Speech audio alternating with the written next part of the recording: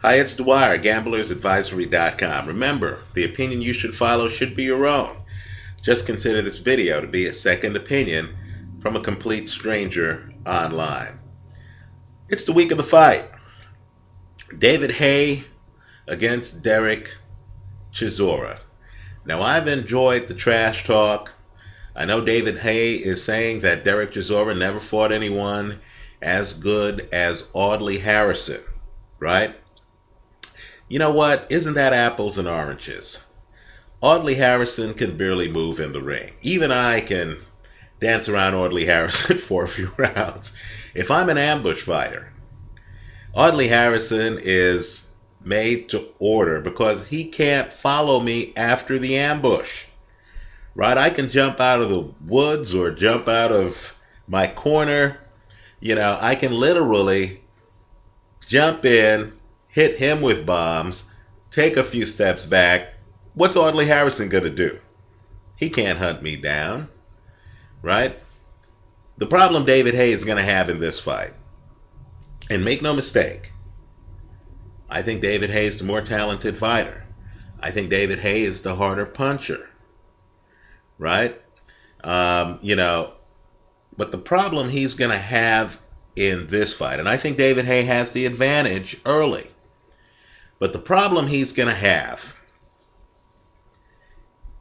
is simply that Dereck Chisora is going to follow him from start to finish, right? He's an ambush fighter who's going to be actively pursued. And it's even worse than that. Because Dereck Chisora, how do I put this? Because Dereck Chisora is a fighter who hasn't had a lot of fights, who really is still figuring out the sport, I believe that David Haye is going to have a very hard time selling his feints, right? Keep in mind, to keep an opponent off of you, you have to have something, right? For Vladimir Klitschko, it's a jab. He hits you with a jab. You're getting battered. You're getting hit upside the face. You can't close the distance because you're running into a jab, right? With David Haye, it's the threat of a jab. In fact, it's the threat of a power punch. David Haye likes to stand a few feet away from you, and he likes to fake, right? He likes to feint. He hints at throwing a right hand. Now, fighters in the know, fighters who know that David Haye can knock them out with that right hand, right?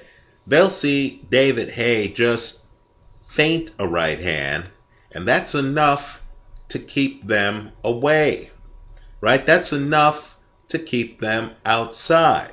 That's why when you have a fight like the Audley Harrison-David Haye fight, it looks a bit dull early because it looks like the guys are just looking at each other.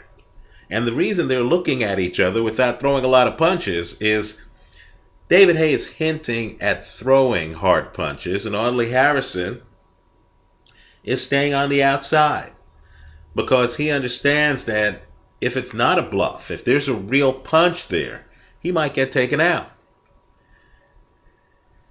Now, the thing that Dereck Chisora has going for him is he doesn't care whether he's fighting Robert Helenius, Vitaly Klitschko, or David Haye. While the other guy is hinting at violence, Dereck Chisora is ignoring the hints and he's coming inside, right? It's even worse than that. He's willing to get hit on the way in, right? So you see Vitaly Klitschko puzzled, right? One side of Dereck Chisora's face is unprotected. Vitaly is hitting him with right hands. And Dereck Chisora keeps coming. Right? Dereck Chisora keeps coming for 12 rounds. I thought he dominated Robert Helenius, who, yes, I consider better than Audley Harrison. Right? I thought he kept bringing it against Vitaly Klitschko, who I still consider to be the best heavyweight on the planet. right? And so now he's fighting David Haye, who's not as big as Vitaly Klitschko. David Haye hits harder than advertised. I believe Haye could easily end this fight early. But as I said in an earlier video here online, if David Haye doesn't at least knock down Dereck Chisora early, if he doesn't end this fight early, I believe David Haye will find himself getting walked down, right? You saw it with two different fighters, Jean Pascal, Bernard Hopkins fight, right? Jean Pascal's best moments in both fights are early, right? He had the power. He actually knocked down Bernard Hopkins multiple times in their first fight. The problem is, once an ambush fighter, has shot his ammunition and has come in with his big punches, right? Has jumped out of the bushes, has surprised you with his speed and his accuracy. Once that happens and you're still coming, you're still looking for him in the woods. Once you survive the terrorist attack and you're still in the woods coming forward, these ambush guys don't know what to do. Now, I've said on a few occasions, I don't believe David Haye has an inside game, right? Vitaly Klitschko was able to survive because Vitaly Klitschko, even with one arm, with Dereck Chisora right in front of him, knew what to do, right? When's the last time you've seen David Haye with his back up against the ropes? When is the last time you've seen a guy literally right up on David Haye, pressing the issue, and David Haye hitting him to the body with short hooks? Or David Haye skillfully holding onto the guy and clinching, right? Isn't David Haye going to have the same problems that other guys with long games, right? If this were golf, we'd call it a long game. Other guys with long games have, like Vitaly Klitschko, like Kell Brook, right? If Dereck Chisora keeps coming forward like Carson Jones did against Kell Brook, isn't there going to come a time in the fight where one of two things is going to happen? Either Dereck Chisora cannot handle David Haye's power and he gets knocked out, right?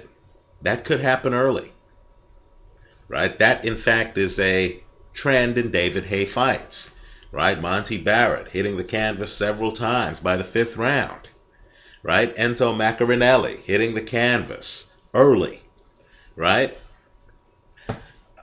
Audley Harrison not making the fifth round, right? Either David Haye is going to take him out early, or there's going to be a moment in this fight where David Haye realizes that he can run, but he can't hide, right? There's going to be a moment in this fight where suddenly everyone in the arena is going to know that David Haye has shot his best punches and Dereck Chisora is still coming.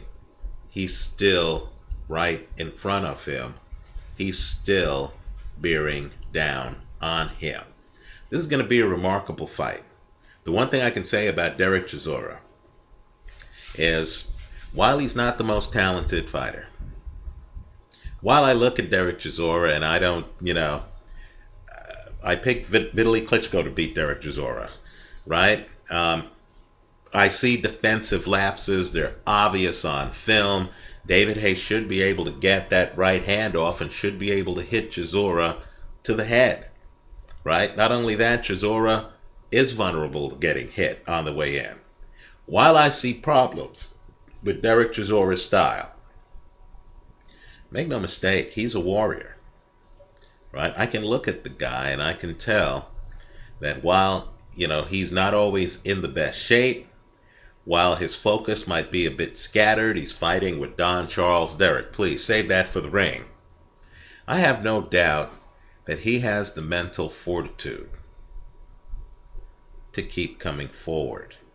And that's rare, right? You know, he, in a sense, is kind of like Antonio Margarito, where, you know, you look at the guy, you understand the guy has holes in his game, he throws his punches a little bit too wide, his punching power isn't exactly one punch punching power, but you also understand that in the 8th, 9th, 10th, 11th, and 12th rounds, he's going to continue to bring it. Now, I know it's controversial, but I don't think David Haye throws the volume to get a decision. I think David Haye really does need a knockout in the first 2/3 of the fight. Because if he doesn't get it, then I believe the end of the fight becomes as lopsided as the end of the second fight, Bernard Hopkins against Jean Pascal, right? Because ambush fighters, if you survive the ambush, if David Haye hops out of the weeds, throws power shots, and you're somehow able to survive that ambush, what's going to happen when David Haye's in retreat? You know, let me also say this too. There's a moment in Dereck Chisora's fight against Danny Williams. I'm not saying Danny Williams is a Hall of Famer or anything like that, okay? But there's a moment in that fight where Danny Williams is up on the ropes and Dereck Chisora is bouncing on the outside. He's literally playing angles. That's the best I've ever seen Dereck Chisora, right? He's literally bouncing on the outside and he's playing angles. He has Danny Williams up on the ropes. Danny's having a hard time finding him. My advice to Dereck Chisora is to look at that tape. Because if he's able to survive David Haye's ambush, and that's a big question. As I said, Haye might knock him out early. But if he's able to survive David Haye's ambush, and if he gets David Haye up on the ropes, he doesn't want to be so close to David Haye, where Haye is able to literally just grab him, spin, like he did Mormac, and get himself back to the middle of the ring. What Chisora wants to do rather is get Haye up on the ropes. Then he wants to bounce, right? He wants to imitate Jack Dempsey. He wants to imitate Joe Frazier, right? These guys, while they come up on you, while they're pressure fighters, they're actually hard to clinch. If David Haye has his back up against the ropes and can't clinch Dereck Chisora, this fight is over. Chisora pulls the upset. It's a distinct possibility, right? All I can say to David Haye is you need to take him out by the end of the 8th round. Because if you don't, in my opinion, you lose the fight. Let me go one step further and say you need to keep this fight in the middle of the ring. Because if Dereck Chisora hunts you down, like he did Hellenius, like he tried to Vitaly Klitschko, I don't believe it ends well for David Haye. Okay, so I like Haye by KO. Straddle against Dereck Chisora, the underdog, to win the fight. I believe Dereck Chisora is a live underdog, right? If I'm round betting this, right? And if Chisora somehow finds a way to survive the first 8 rounds of this fight, then at that point, I'm actually going to start putting money on Chisora because I just don't feel that Haye has the volume. Let's study Haye's fights for a second. I guess I still have some time here. He's fighting Nikolai Valuev. Nikolai Valuev didn't have the foot speed to pressure David Haye. Dereck Chisora has more foot speed than Nikolai Valuev. Right? David Haye fought Vladimir Klitschko.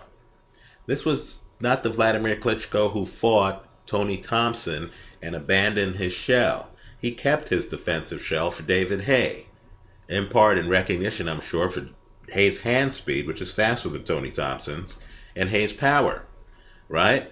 Understand, when he's in his defensive shell, Vladimir Klitschko doesn't really move around the ring as well as Dereck Chisora probably will here, right?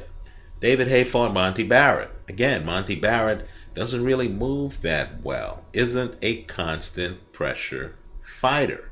If you, in fact, look at Monty Barrett's record, you'll find out that Monty Barrett, when he's bad, is spectacularly bad. Not just the recent Shane Cameron fight. Look at Barrett against Adlanir Solis. Look at Barrett against Nikolai Valuev, right? My point is simply this. This is uncharted water for David Haye. He fought John Ruiz, and I'll say this. Haye is dangerous backing up. He actually can throw power shots backing up. But understand that Ruiz fight gets truncated by Haye knocking down Ruiz early in the fight. Ruiz is never the same, right? Here, Haye's going to have to hope for the same type of early part of the fight against Dereck Chisora.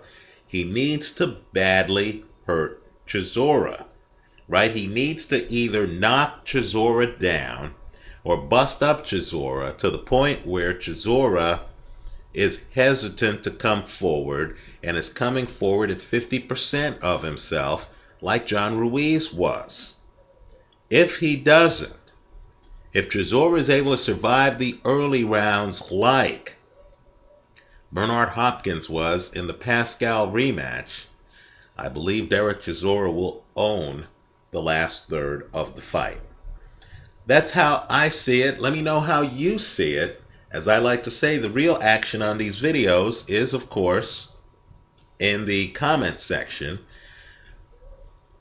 Let us know how you see it. Leave your comments for me here. Visit us at gamblersadvisory.com. Thanks for watching.